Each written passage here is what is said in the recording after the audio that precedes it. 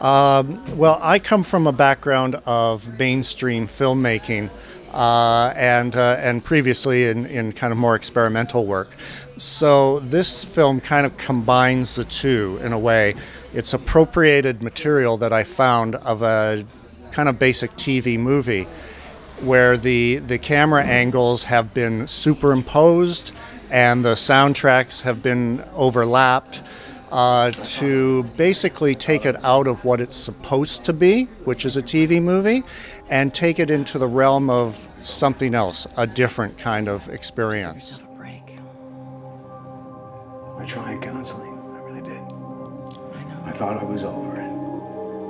I'd do it every day of the week if I thought it would. When your wife help me gets get over how it all murdered, went down, that's not something you get but over. nothing seems to work. You know, that kind of hints at or reveals cinematic conventions, you know, of what we expect, and try to make it more about what can be or what we don't expect. That's basically what I'm trying to do.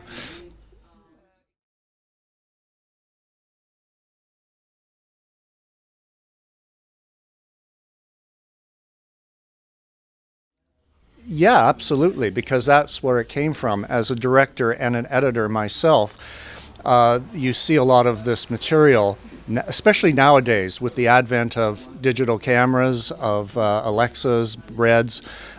They shoot a lot of these opposing views at the same time. You never used to be able to do that in standard cinema. You'd shoot one way and shoot the other. Now you have it so that you can see both sides of the action, and it creates this very interesting thing. And when you're editing something like that, you have it on the timeline of the editing thing, and you put them on top of each other, and this might be getting a little technical. You take down the opacity of one so you can watch them both and see where to go back and forth. But in doing that, the interesting thing was I would do that in some of the stuff I was working on, and then I would see this third movie happening, you know, that was not about this action in particular. It was about the repetitive nature of the drama, about sometimes the banality of it, and this kind of mesmerizing predictability.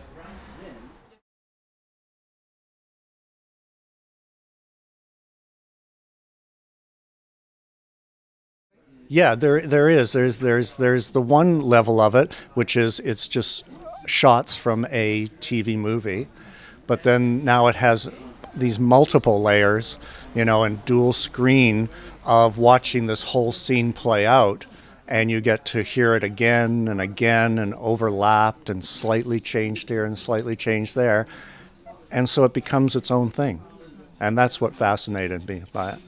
It was a complete shock.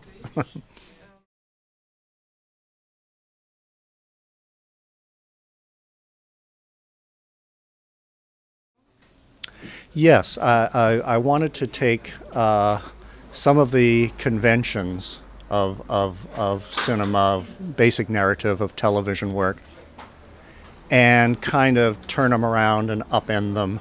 You know, it's not new. Bruce Conner used to do it with you know, by taking films and chopping them up and redoing them and all that kind of thing. So it's nothing completely new. But for me, it was kind of a personal journey of, you know, finding this material and kind of showing it, you know, this way instead of the regular way, and making a new film. Mm-hmm.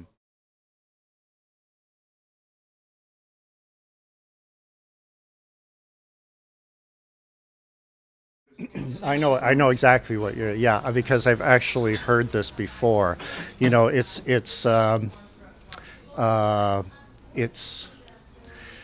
you know, in creating this kind of thing and presenting it in this way, I'm trying to look at it, all the possibilities all at once, all the possibilities of a single scene, you know, all at once from a narrative point of view, and then change it into a completely different artistic experience, right?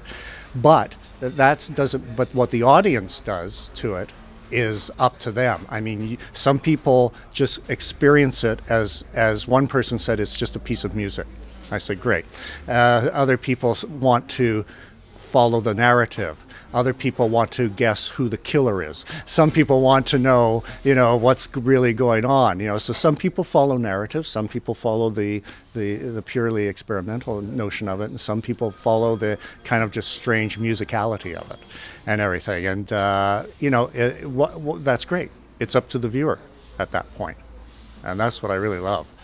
And it's also interesting that the music in there, as well as screwing around with imagery and double exposing to all that kind of stuff, the music is from some source that will remain nameless, but I tried to alter it because there's this kind of thing that goes on in a lot of music today. I call it the drone, where it's just like it just drones along and it suits everything, and you see it in a lot of big pictures. You see it in, So I screwed with that soundtrack over 8 tracks.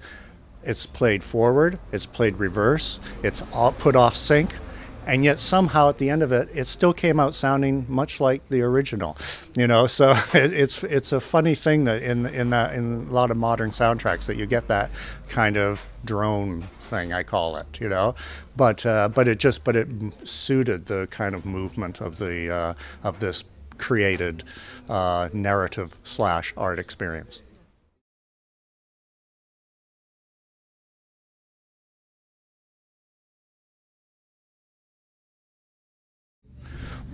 Well, I've been involved in the same thing, in the same sort of productions for a long time, from feature films to some feature films, but mostly in the television world, going back to Highlander, which I directed 9 episodes of. And although I love doing them, and I love drama, and I love actors, and I love all that stuff, there was always kind of this other thing going on, of that, how could I don't want to use exploit, but kind of exploit that kind of regular kind of storytelling and make something new out of it.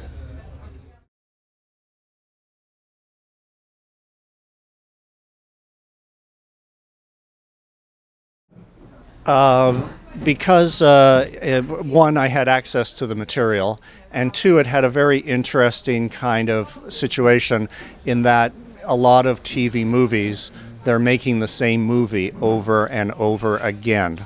You see that in it, and so it's kind of interesting, then to add that layer where the scene itself is repeating and repeating, and then we're into seeing this kind of mesmerizing predictability of it. And you look at the scenes from AVIFF, and you'll see them repeated in numerous TV movies and TV shows around the world.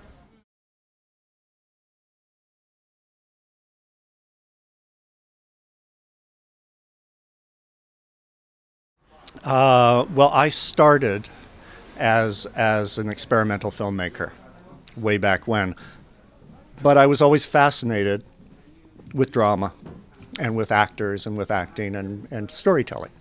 And so I took a detour into that for about 20 years. And although I still work in it, I was always drawn back to these films that I loved that, went back to people like Maya Deren, Bruce Conner, the Surrealists, and I always wanted to, keep doing that in a way, and that idea of making something that was completely new, that hadn't been seen before, that was completely non-narrative, or using, especially for me, using elements of narrative with elements of pure visual art and almost a musicality to the piece of lines going back and forth, and I always loved that kind of thing too, and so I don't know, just something clicked one day and I just wanted to do more of that.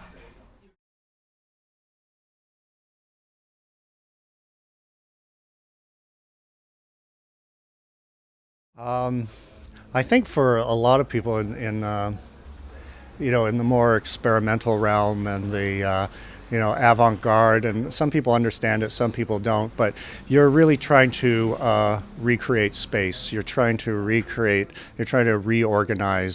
the system. You're trying to reorganize thought. You're trying to make something that's new and surprising. And that is that either carries your own emotional weight or carries a structural kind of, imposed kind of thing upon it. But basically, it's just looking for a new way of looking at things. I think that's what it is, what it's always been, and probably what it always will be. Yeah? Okay.